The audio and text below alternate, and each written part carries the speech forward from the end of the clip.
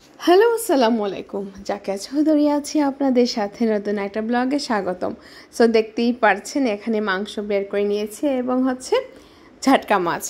So মাংসটা বের করা হয়েছে মূলত একটু আকনি পোলাও রান্না করব, যেহেতু আপনাদের ভাইয়া রোজা ছিলেন, দ্যাটস ওয়াই। সো এখানে আমি প্রথমে ভাজি করে নিচ্ছি। এটা লাউ ভাজি করব আমি ডাল দিয়ে, অ্যাজ ইউজুয়াল প্রতিদিনের মতো। সো এই ভাজিটা খুব চলে আমার বাসায় আর খুব টেস্ট হয়। গরমের মধ্যে আসলে পাতলা জিনিস খুবই ভালো লাগে, পেটের জন্য ভালো।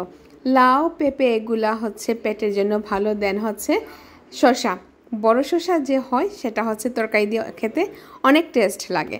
সো দেখতেই পারছেন এখানে আমি সবজিটা করে নিচ্ছি। আলহামদুলিল্লাহ, ফাইনালি আমার সবজিটা হয়ে গেল। অন্য পাশে আমি মাছগুলা ফ্রাই করে নিচ্ছি। প্রথমে দুইটা মাছ আমি আস্ত ফ্রাই করব আমার বাচ্চাদের জন্য। দেন আমি বাকিগুলা কেটে আলু এবং মুখি দিয়ে, কচুর মুখি দিয়ে রান্না করে নিব। সো দেখতেই পারছেন আমি এগুলাকে হলুদ মরিচ দিয়ে ফ্রাই করে নিচ্ছি। দেন আমি তরকারি রান্না করে নিব।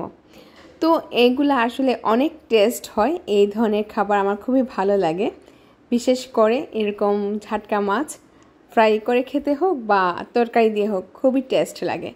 সো বলতে বলতে চলে আসলো আলু এবং কচুর মুখি আমার খালা কেটে দিয়েছে। সো এখন আমি বাগাটা বসিয়ে দিলাম। আমি আপনাদের সাথে ওইটা শ্যুট করতে ভুলে গিয়েছিলাম, দ্যাটস ওয়াই আর আমি আপনাদের সাথে সেটা শেয়ার করতে পারিনি।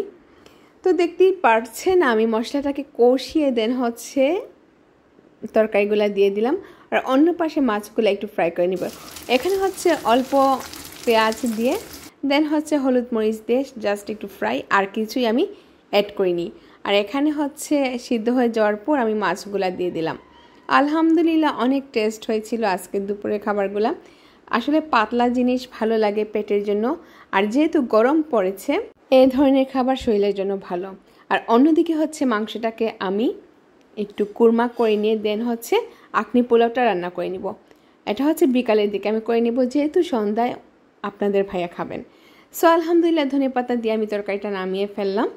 অনেক টেস্ট হয়েছিল আর দেখতে অনেক ডেলিশিয়াস লাগছিল।